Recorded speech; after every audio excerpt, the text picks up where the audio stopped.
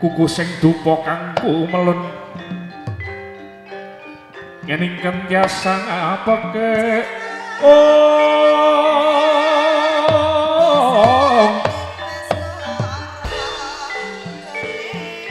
kawengku sagung jajahan nanging sang ngetang iki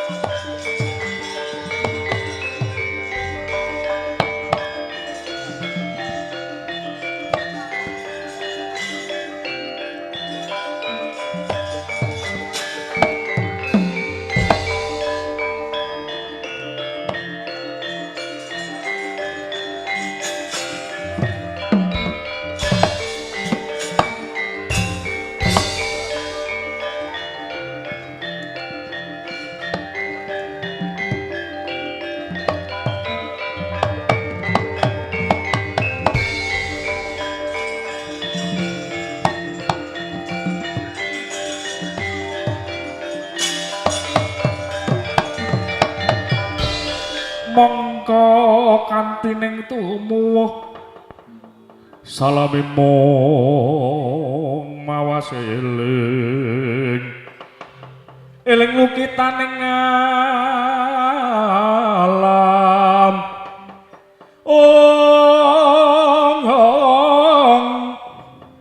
dadi madyaning dumadi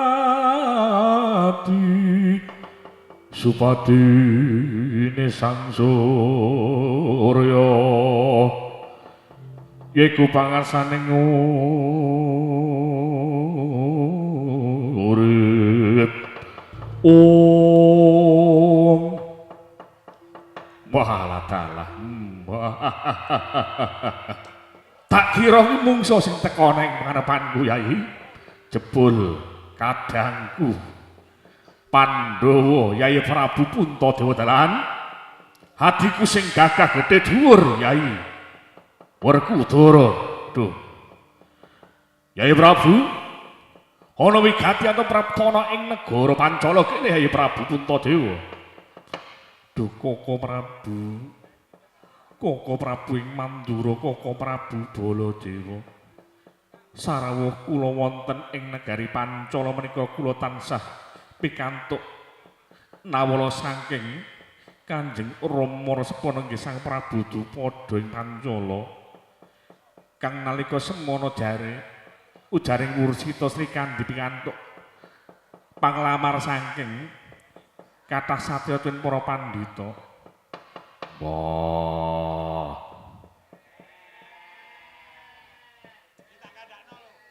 Baladewa kakangku.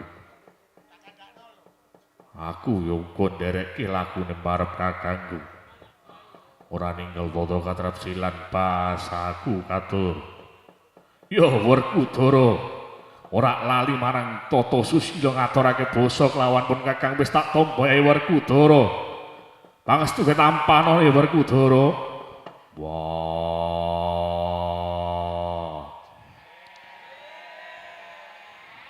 Tak kokop tangan loro tak petek ana ing jaja dadi aji jaya kawijayan. Wah, mriki rak ya bungkik. Nuning nggih. Kula pun cenyaki. Wah, ya melu Baladewa kowe. Nuning nggih, Kakang Mas Werkudara apa dene Yai Prabu Puntadewa sumura wektu dina iki ana cacah telu sing nglamar kelawan Dewi Sri Kandi.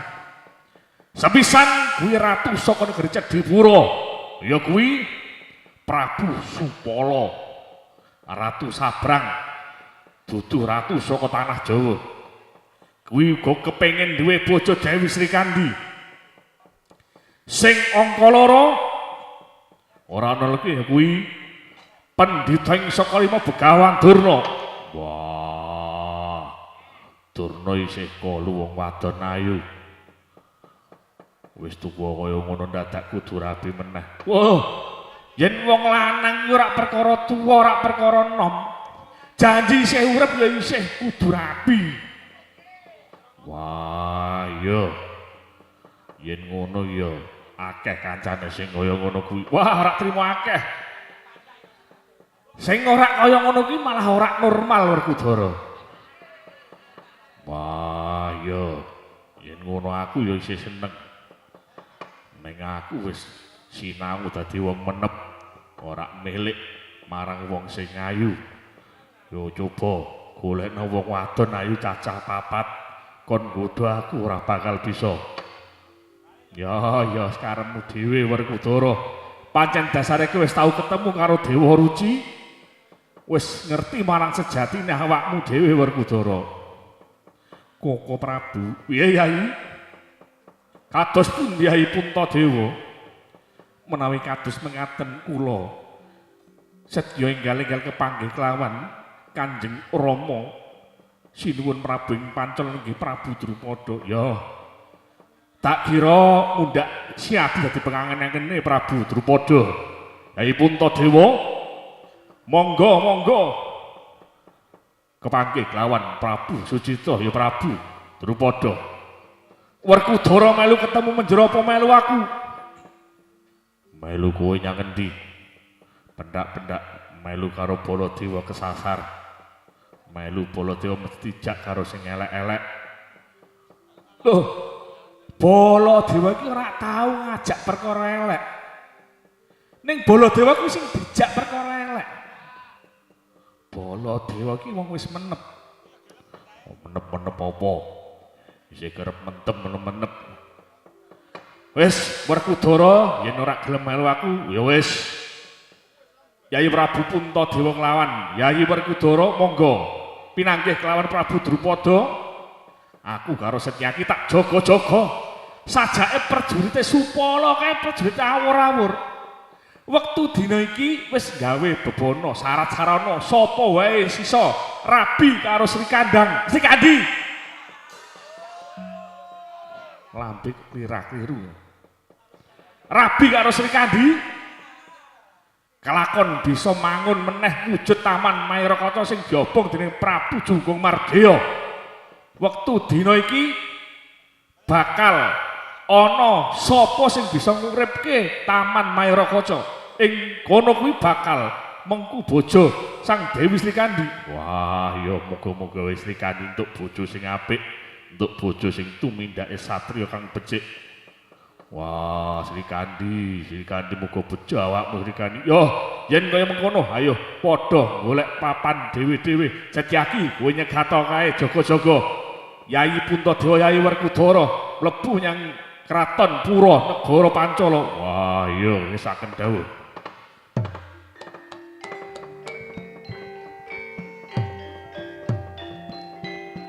Kadangmu padha randen becik.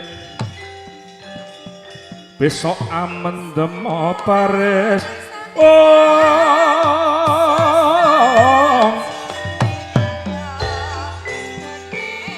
pares kang prayekno ya saranta menggoro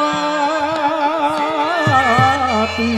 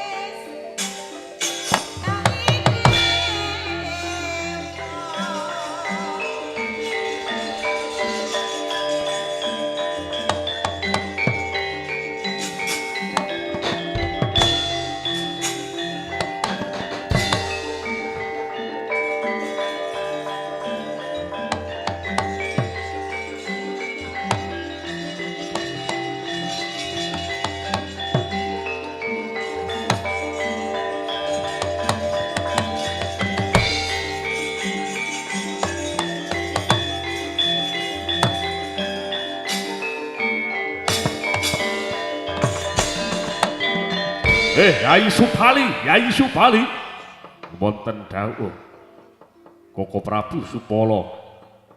Yayi Supali sumurpa wektu dina iki aku wis kepanggih kelawan Sinul Prabu Pancala Sinuwun Prabu Drupada. Ujaring Mursita ditampa ya ora ditampik ya durung. Wektu dina iki aku bisa rabi kalawan Sri Kandi kalamun bisa mujudke bebono. Bebono menapa? Oh Prabu. Bebanane kuwi angel gampang angel. Taman Mairakaca negara Pancala kene iki lagi wae diobong dening Prabu Jungkung Mardya. Nganti saiki sawangen kae taman kae tipak kobongan ora iso tukul meneh. Sri Kandi nangis ora gelem, girang gumuyu ora gelem jejagongan kelawan wong tuane yen to durung ana satriya sing bisa nguripke utawa mangun wujud Taman Mairakaca. Yai Supali dongak nopon Kakang bisa nguripke kelawan Taman Mairakaca kae tandurane kae iso urip. Wah, nyun pangapunten. King menapa kon dadak angel-angel nguripke Taman Mairakaca. Menawi dipun bedah kemawon pripun? Loh. Dibedah kepiye Yai Supali? Negari Pancala menika dipun biyuki Batang Sayuta. Mangke menawi ratunipun sampun kasoran, Sri Kandi dadi wanita boyongan ing samengga. Sri Kandi dadi garwanipun Paduka Koko Prabu Supala. Wah iya. Iya. Yen tak pikir-pikir aku ki ora ngerti babakan tanduran babar pisan ora. Kok arep melu nguripke utawa mangun wujud Taman Mairakaca kae? Ya bener apa kang dadi omongmu? Yai Supali. Ayo baris Wadyabala kae dibiyuki Batang Sayuta. Yai Supali, ayo Sri Kandi wektu iki dadi bojoku. Monggo Koko Prabu.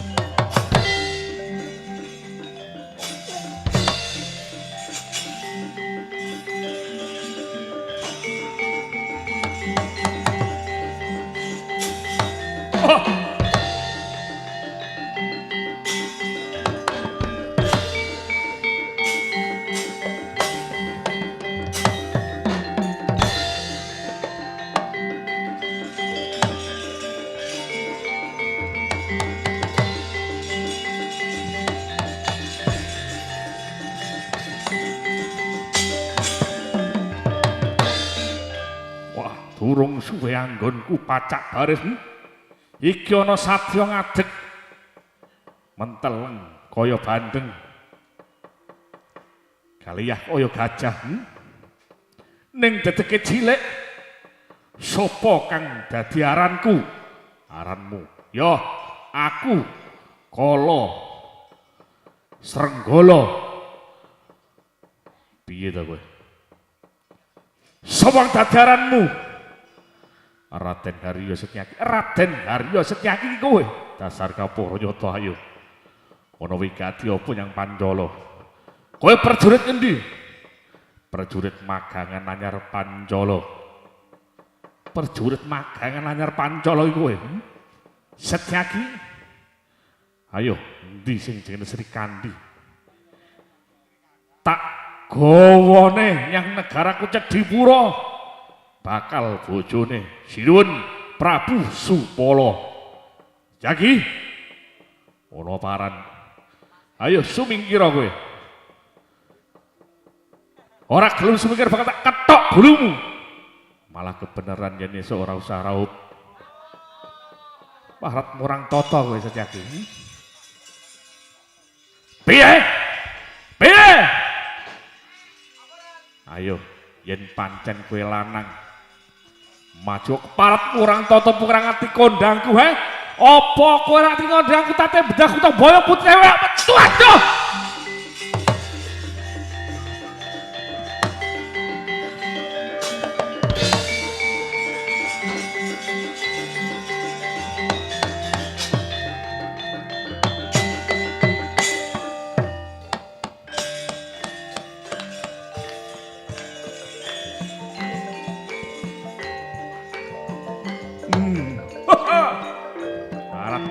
Setyaki kurang totong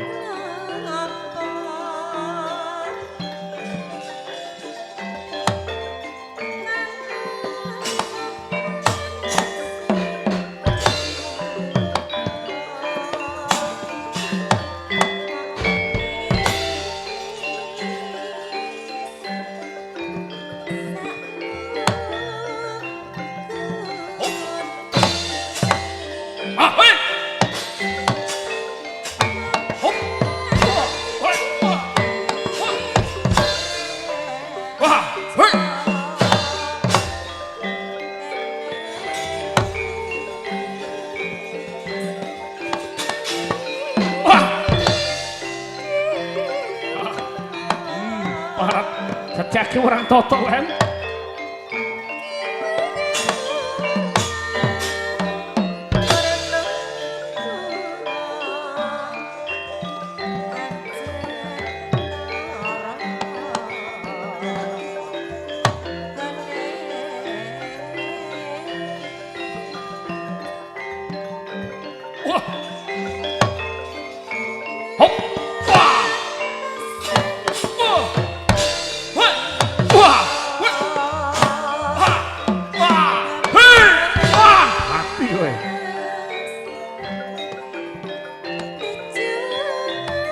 Mutar itu gak Setyaki ya.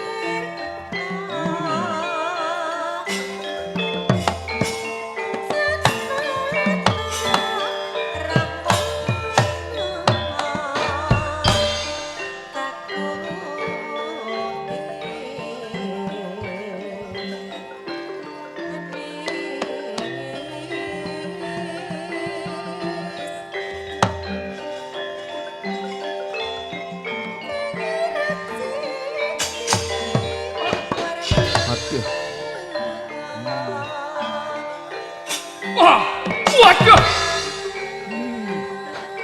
Wah. Wah. Wah. Wah. Hop. Hop. Waduh. Ayo tanya aku. Aduh.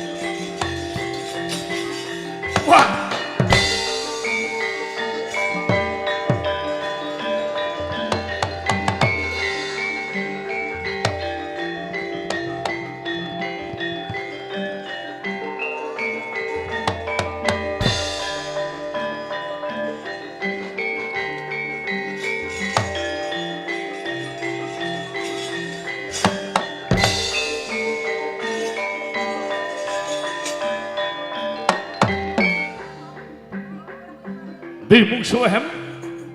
Di. Wah! Wah, metian. Aduh.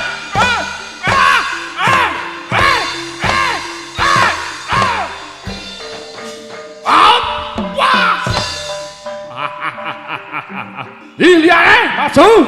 Tak entek dhewe.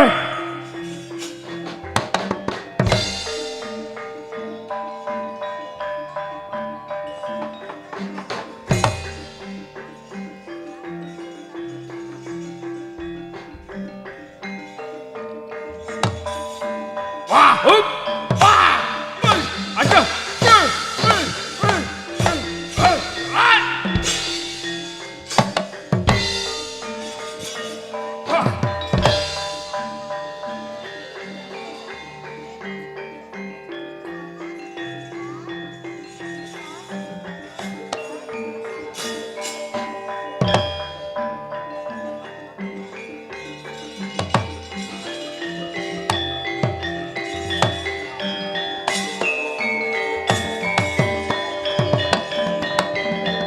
Wah, parep kurang totong. Yen jagake prajurit-prajurit kerucah kaya ora kasile. Yo Supali Adini Supala bakal nandangi kridane sapa sing ngawuk kae. Wah, sajake kae sing kondang aran jeneng Baladewa kae. Menungso sing paling galak sak tanah Jawa jare Baladewa kuwi. Yo. Baladewa moro kake tampan jemparing kowe Baladewa.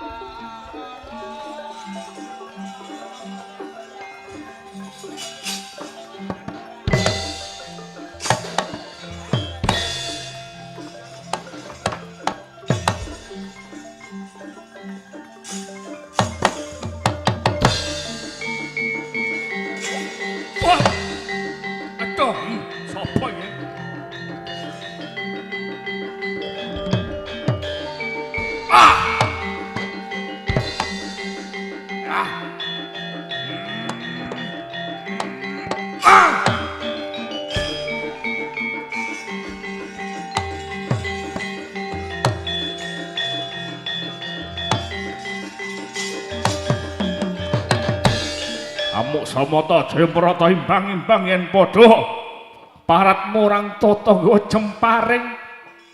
jemparing saibet nyubles wetengku ora tembus. Tuju apa kena gombalku? Yo yen pancen kowe ngajak dolanan sapa kowe jare kondangmu kae kandha Supali Adini Supala. Yo yen pancen iku sing mbok karepke Baladewa ngetokke aji pamungkas Kyai Nenggala kowe bakal mati wis Supali.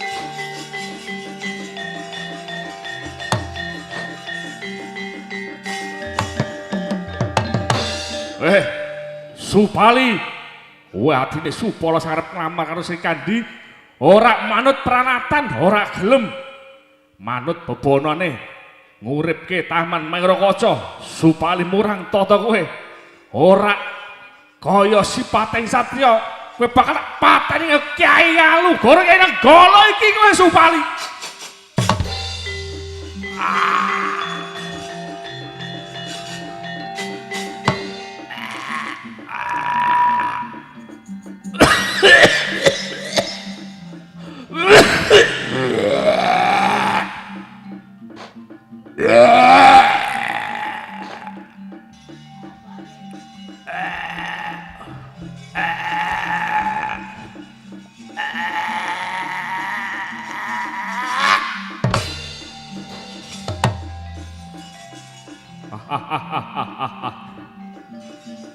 Utar ya.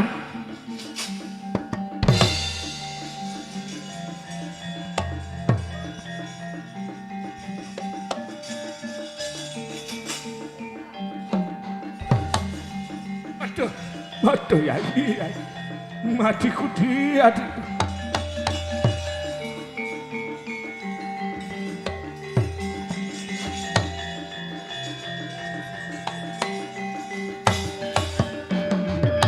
Aduh hatiku dia, hatiku Supali.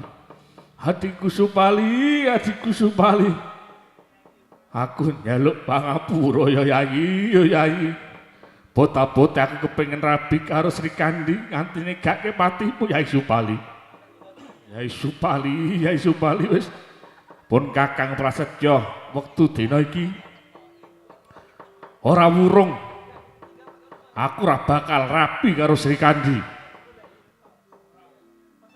Ora rabi karo Sri Kandi ora dadi apa. Sing penting aku iso males patimu Yai Supali. Baladewa. Tak goleki ke Baladewa.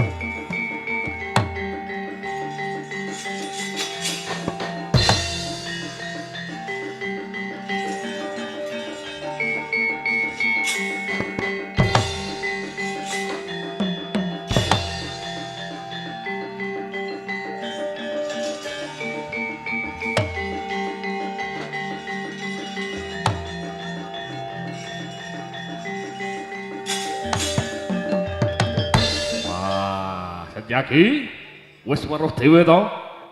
Wong nek ora wong Jawa kuwi mesti ora gelem manut kelawan prajanjen. Wis cetha kalamun bebono supaya bisa rabi kelawan Sri Kandi ku bisa mangun meneh wujud Taman Mairakaca sing kobong kuwi supaya dadi endah malih. Lah kok ana sing gawe cara liya kuwi. Tuju apa ora dadak nganggo prajurit Pancala mung cukup aku karo kowe wae Setyaki. Inggih. Mekaten Koko Prabu, lajeng kula tansah nenggo kelawan punapa ingkang dados dawuhipun Paduka Sinuwun Sri Prabu Baladewa. Setyaki. Wis kaya-kaya iki wis bengi. Ayo padha makuwon ana ing kono kae. Inggih jejagongan rembug cerita-cerita bab Nabi. Mekaten kula manut kelawan sing ngandika. Ayo makuwon ing kono kae Setyaki ngestaken dawuh.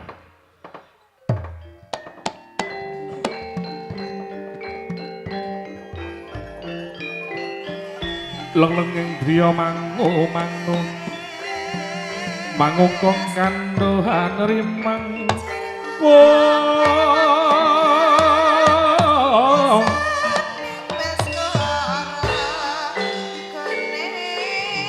ana tanpa kanen mengku sang dia utama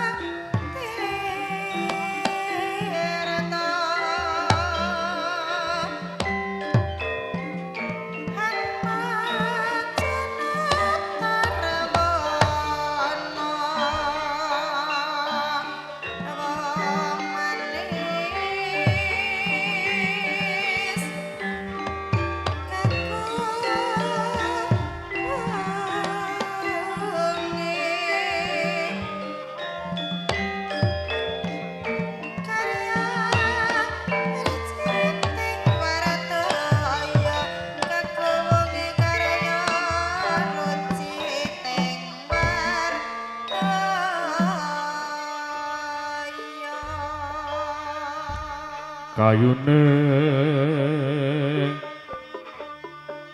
Purwasa jati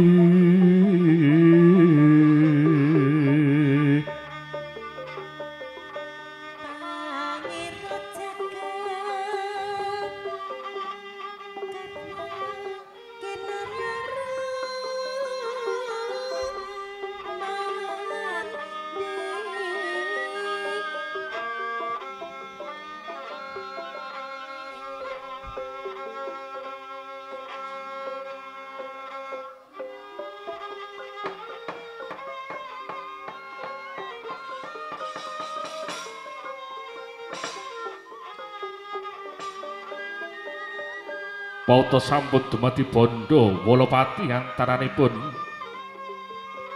prajurit saking Cedhipura ingkang dipun pangarsani dening Sang Prabu Supala mengsah tanding kelawan Raden Harya Sitaki kelawan Prabu Baladewa sinegeg gantiya ingkang cinarita anenggih kang lagi telah sak nelusup para masa Raden Permadi tinuta dening Punakawan Semar Gareng Petruk Sumawana Bagong kawiwitan Klurah Petruk Kantong Bolong yen Cinandra kadya tumatasing Tirta Kencana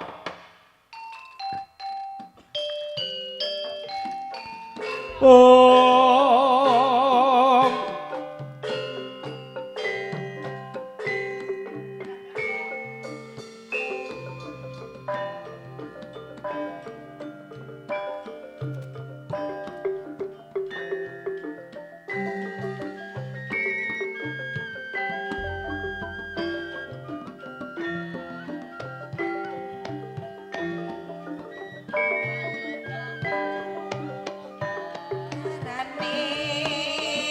sing sayo sing rukun Gotong royong nyambut gawe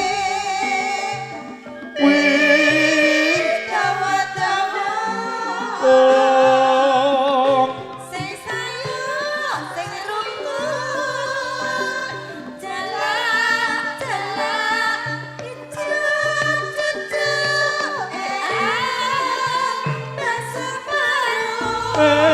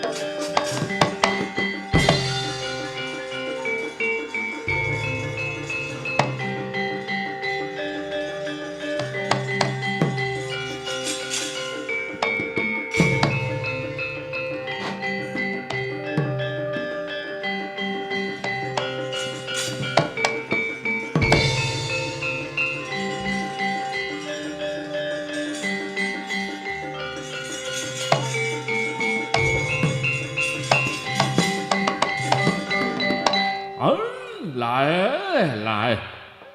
Begegek sak dolita mel-mel.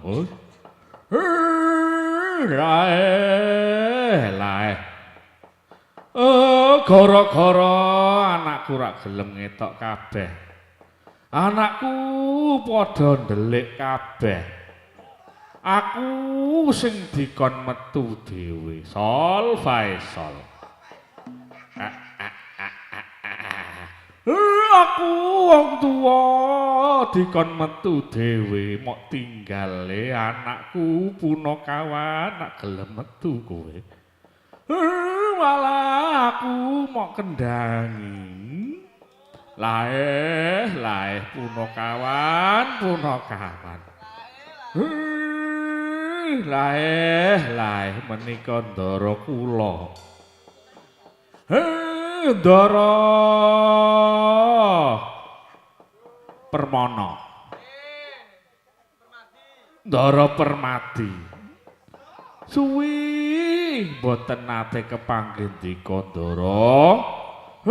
Katonipun saya bagus, saya ganteng kados kula.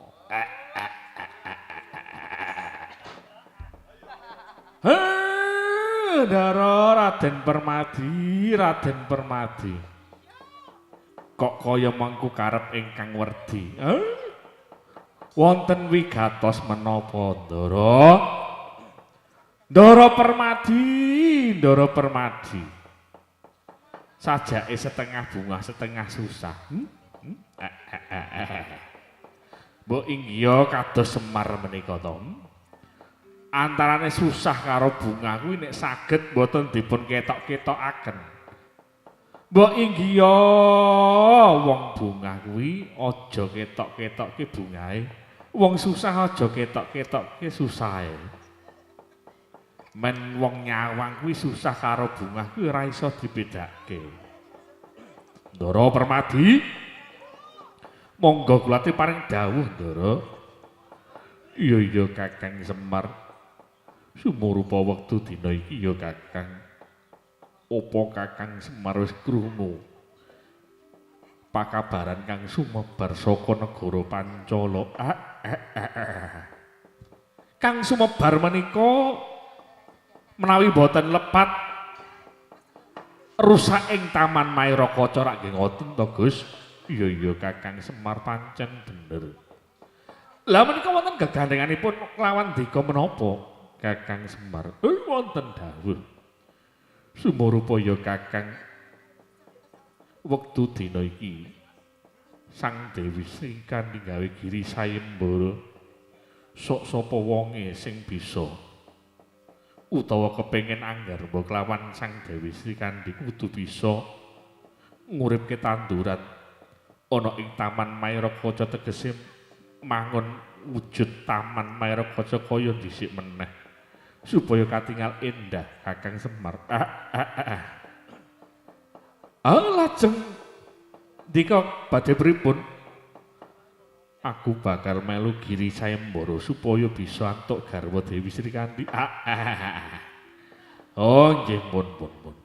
Menawi menika ingkang paduka kersakaken monggo Sri Kandi panjenengan pundhut garwa. Lajeng kepiye anggonku bisa nguripke Taman Mairakaca Kakang Semar. Pun panjenengan semedi kula badhe ngucap mantram sekti supados menapa sumados dewa nurunaken wujud mustika gaib kang bisa nguripke Taman Mairakaca, kang bisa nguripke tanduran-tanduran ing Taman Mairakaca, kang bisa mangun wujud taman supaya endah kala wingi Raden. Ngono ya Kakang, aku tak semedi. Muga-muga wae sing gawe jagat paring welas kelawan dika Raden. Ya Kakang Semar, aku pasrah kelawan Kakang Semar. Monggo semedi Raden.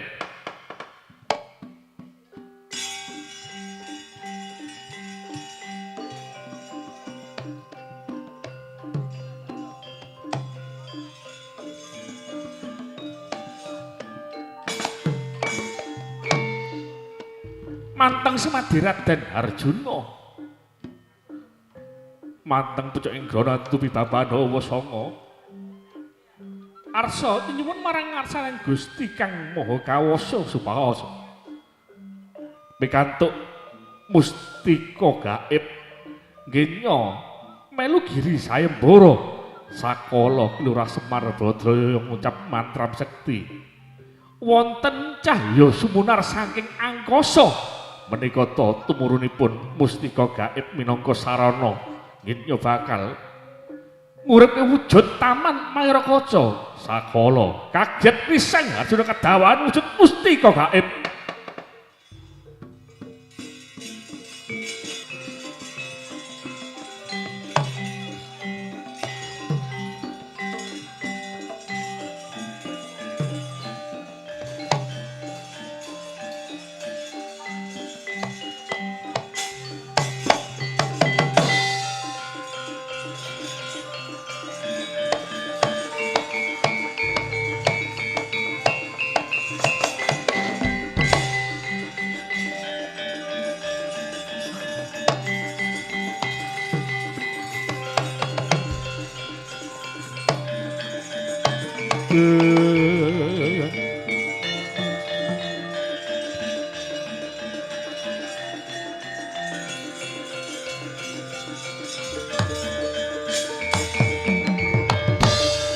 Laruta saking godha sang guru kula yang mutus sang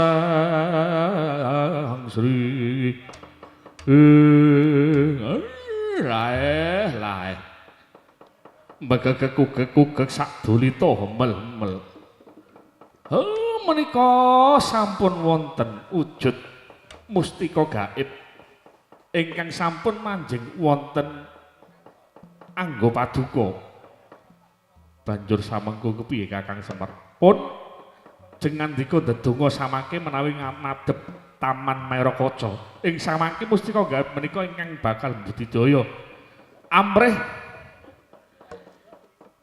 bisa gesang malih wujud tanduran wonten ing taman menika Raden.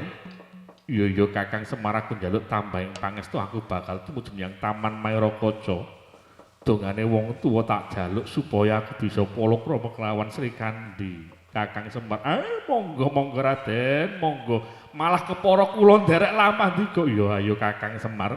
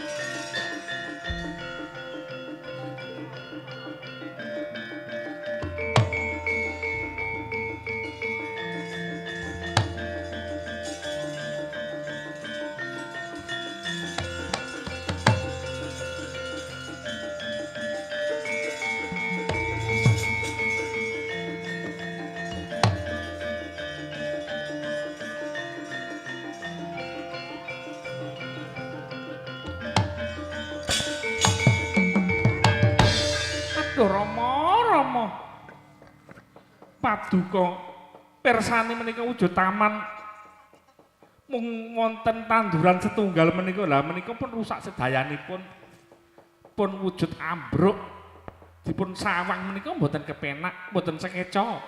Rama sinten to satriya ingkang saged mujudaken Taman Mayorakaca malih Rama? Anakku nggih Sri Kandi iki mengko bakal temeka satriya kang bakal bisa budidaya amrih bisa winangen malih wujud Taman Mayorakaca. Lole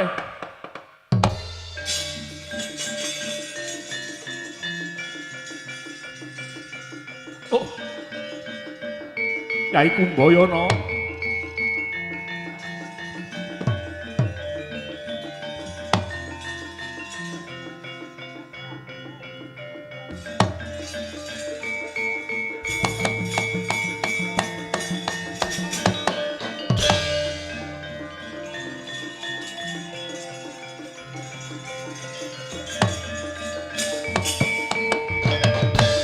Manut lakuning Kurawa ing ngune matine Sang Abimanyu.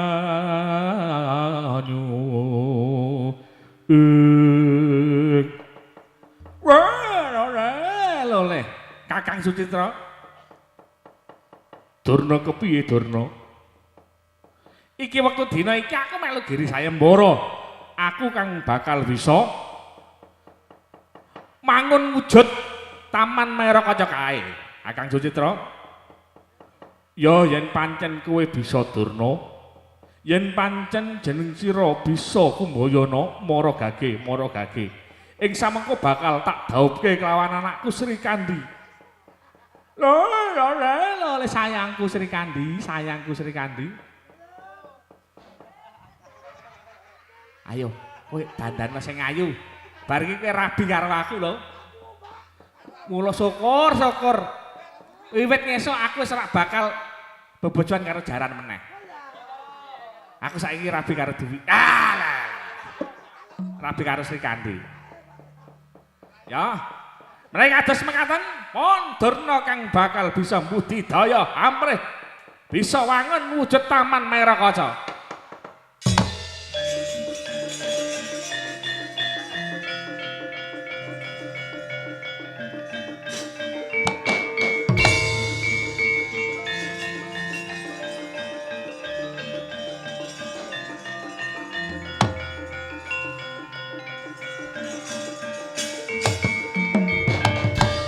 Wauta nalika semono Sang Begawan Durna wis ngucap mantram sekti sakala nalika semono nadyan teng tata gelar wujud Brahmana nanging pendhita Durna menika satripun datan bisa menep ing driya tansah kemutan kelawan tumindakipun nalika semono kelawan Raden Sucitra nggih kelawan Prabu Drupada den siya-siya nadyanto ing tata gelar tata lair Durna menika tansah kekadangan kelawan Sang Prabu Drupada nanging sajroning manahipun Begawan Durna wonten wujudipun rasa gething rasa serik kelawan Prabu Drupada sakala mantram cektinipun Durna tansah boten bisa medalaken kahanan kang bisa dandani utawa mangun wujudipun Taman Mayorakaca malah kepara malik tinggal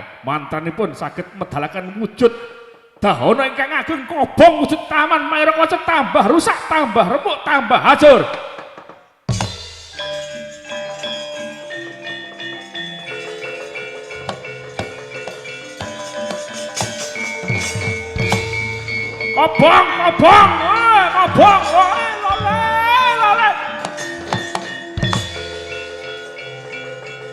Kobong kobong.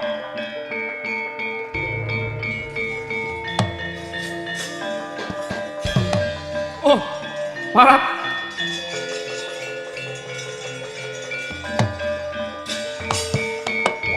Parat murang tata kowe Durna, keparat murang tata kowe Durna.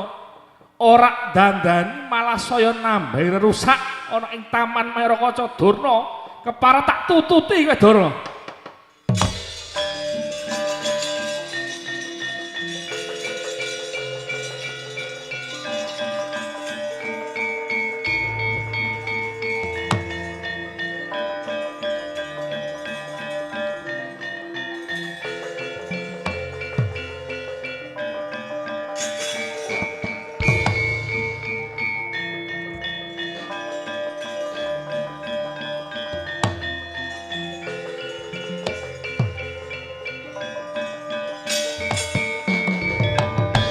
Lho iki lak ya Permadi nggih kula pun Permadi Satya Panengah Pandhawa putra Wandu. Ya Permadi apa jeneng sira kang bakal bisa mangun wujud Taman Mayorakaca iki sawangen Permadi. Durna wis melu Giri Sayembara. Taman malah ora kepara dibangun kang becik malah kobong saya gedhe kaya ngene iki. Saya sepet yen to disawang. Ula Permadi yen pancen jeneng sira kang bisa ndandani Taman Mayorakaca pasrah bongkoan muga wae kasembadan inggih pareng nyuwun pangestunipun paduka sinuwun.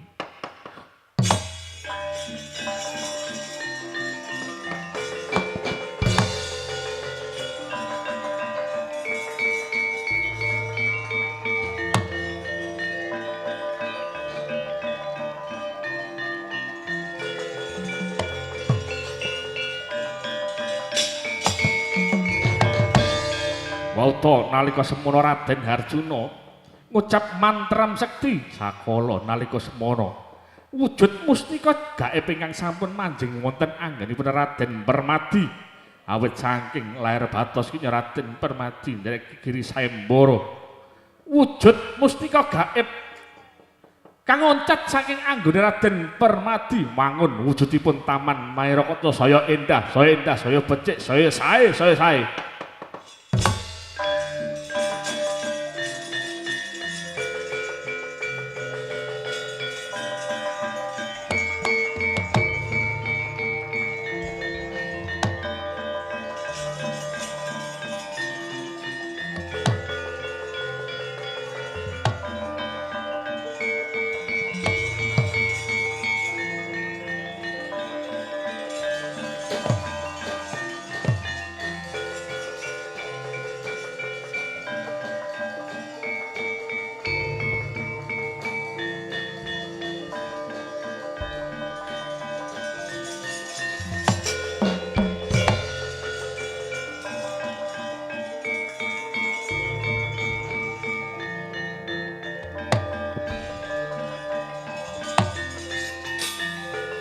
waladalah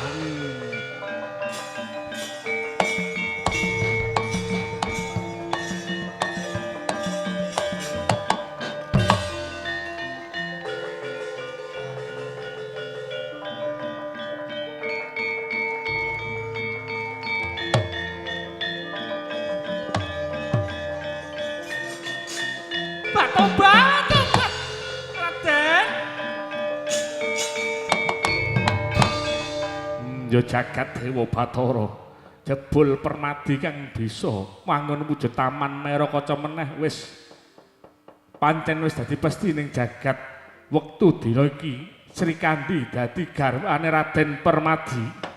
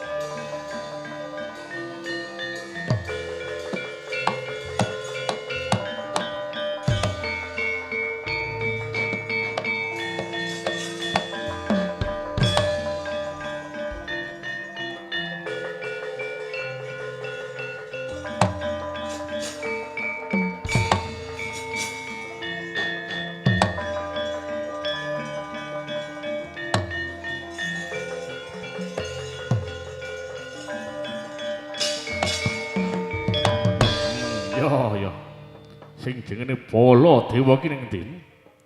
Kae padha mekuwon ning kono kae. Ya. Yo, kae padha mekuwon padha jejagongan kae. Yo. Aku pancen nek tata gelar peperangan iso wae kalah. Ning yen tak wis ngetokke aji pamungkas sujud sesirepan wewe putih mesti kowe bakal kena sirep, kowe bakal turu Baladewa. Wadyabala kabeh bakal turu. Kowe kang padha turu. Turu kabeh padha turu.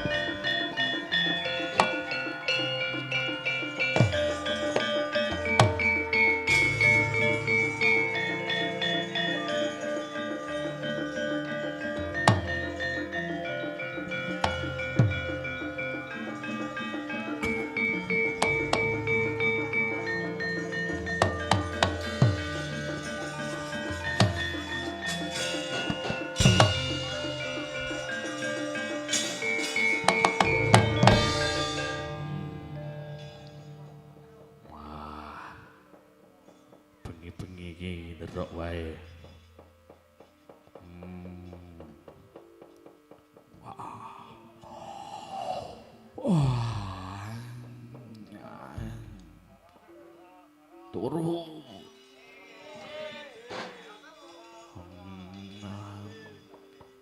Bismika Allahumma ahya wa bismika amut.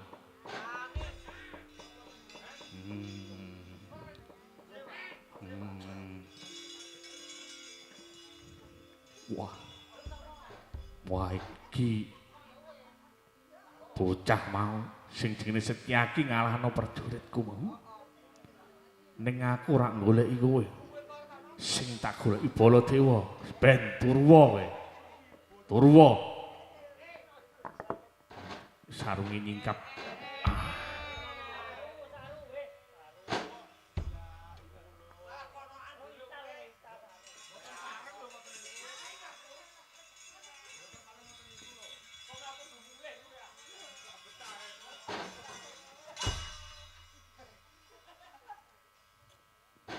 Wah, iki pusakaku Nenggala wingi dinyang wong iki karepe kepiye? Wah, pusaka arep dinyang ya.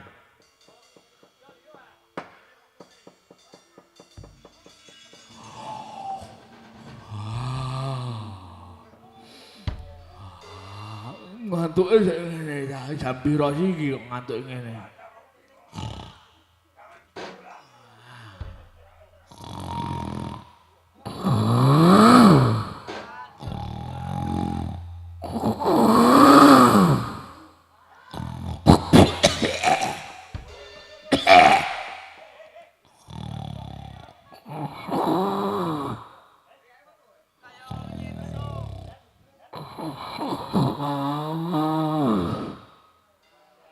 Rak semengkono ya.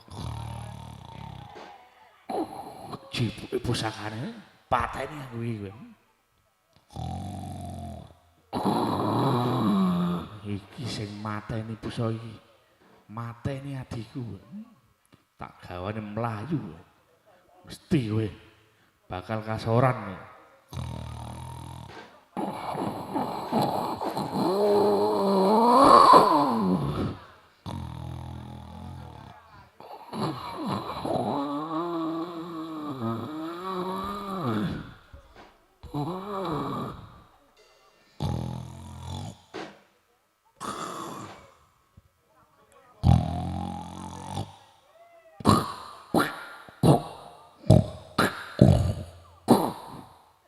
Tangi.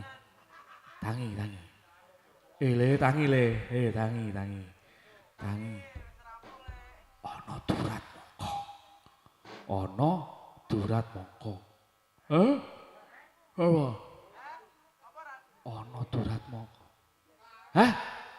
Semangka. Durat mongko pusakamu digawa durat mongko kae lah dalah.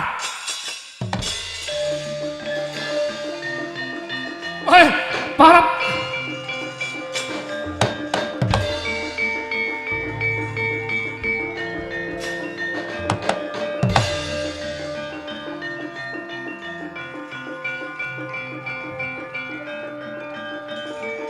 Maling.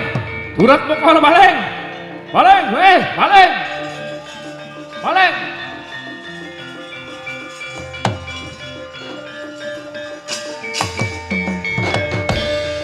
Maling ana kentongan. Maling. Maling.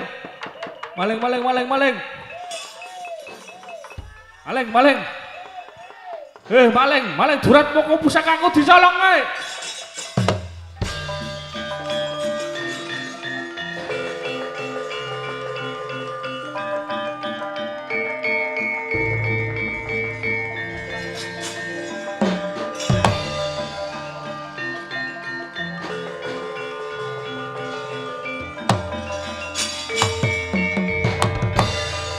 Padha bengokan jare ana maling.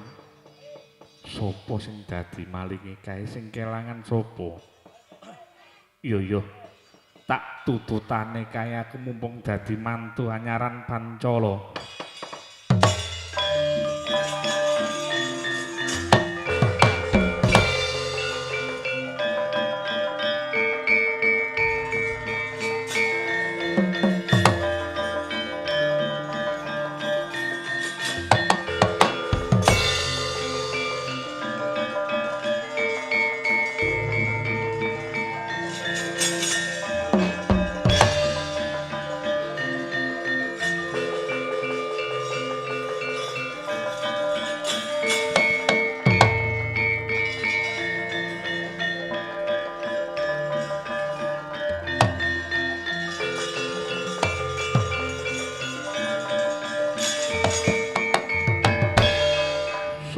kowe teka nggawa pusaka semono gedene? Sapa kang dadi aranmu? Aku Raden Permadi. Raden Permadi kowe ki wong endi? Aku wong perantauan. Aku wong Magangan Nanyar. Aku dudu wong Pancala. Wah, kowe ora wong Pancala. Ning kene napa? Mung mlaku-mlaku wae. Aku takon karo kowe, kowe nggawa pusaka kuwi. Ya iki pusaka. Nggone sapa? Nggonku. Tuku saka ngendi? Pasar Kliwon. Mokal kalamun. Kowe antuk wujud pusaka iki tuku kalawan menungsa liyane. Aku ngerti kowe durat maka sing nyidra wujud Kiai Nenggala iki. Wah, keparat ora ngerti karo aku kowe. Yo. Yen kaya mengkono, kowe kudu melu tak sirnake kowe, sirnake kowe. Sapa kang dadiran Permadi, tak sirnakno kowe.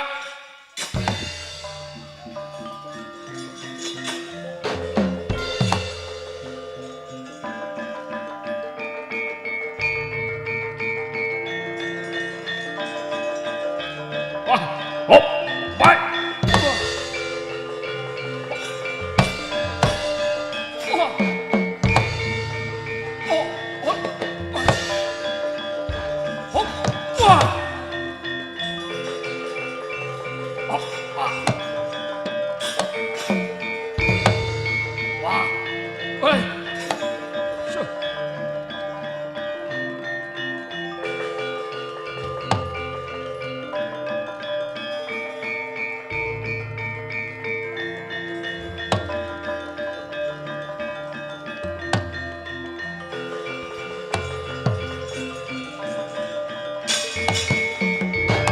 Ayo, kowe tak bagani, kowe tak pidhek tanganmu. Kowe ora iso obah, ayo. Durat moko, kowe ora iso obah. Kowe bakal tak pen Nyai Arjuna, Nyai Permadi.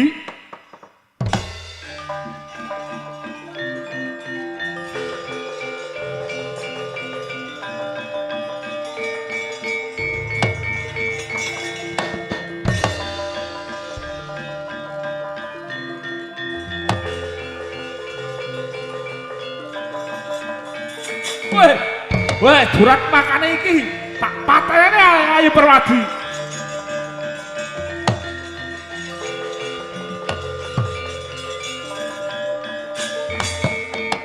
Tak patenane Nyai Permadi, durat kok orang dodok pun manut kula mawon. Kula kang bakal ngrampungi perkawis menika. Permadi wonten dawuh, aja mbok bajutke nggonmu pengin mateni kelawan durat moko iki. Sumurupa iki Supala. Supala kuwi sesmaku. Nalika semono wong tuane pasrah pati uripe kelawan Ratu Ndarawati. Iki muridku. Pancen tumindake murang tata kaya ngono ki nanging tak ngapura kalamun durung gawe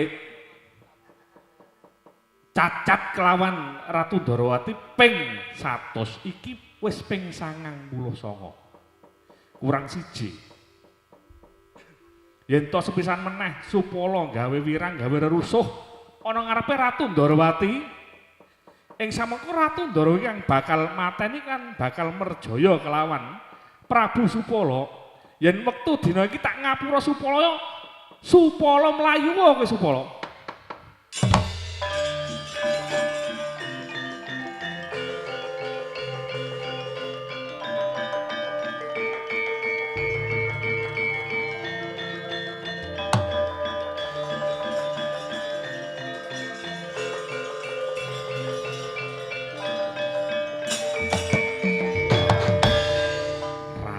Ndarawati bola-bali ing tata gelar kowe paring pangapura karo aku. Ning sejatine kowe gapah ngece ngidek-idek sirahe Prabu Supala.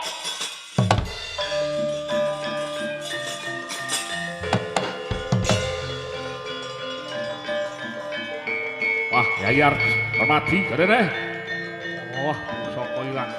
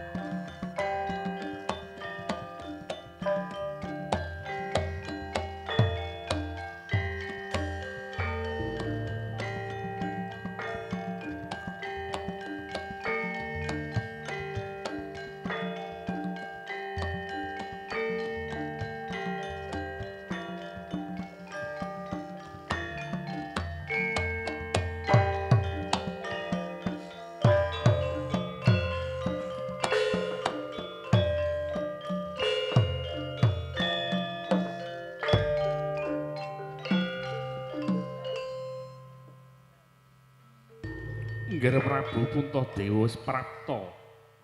Ana Pancala nyuwun pangapunten Radi Dangwang yen kula sowan Rama. Iya ora dadi mengapa. Wah, njaluk pangapura tekaku Geri. Iya ora dadi apa Werkudara. Anak Ndarawati. Wonten pangandika ngadhawuh kaya-kaya wis paripurna. Taman Mairakaca bisa urip meneh bisa winangun kanthi endah. Kanggo sarana gegojekan para nom-noman kae. Muga wae. Taman kae bisa dadi taman kang becik mboten. Dadi taman sing dadi sarana tumindak asusila. Oh iya. Ninggih paman. Muga-muga wae sasampunipun lampahan bangun Taman Mairakaca menika nyumrambahi dumateng panjenenganipun Bapak Didik kelawan Ibu Sinta sakeluwarga. Muga-muga wae saya akeh rezekine, saya barokah saya kathah amin Allahumma amin. Muga-muga wae padha slamet sing nanggap slamet sing ditanggap slamet sing nonton tanggapan. Rahayu Kang Samya pinanggih nuwun.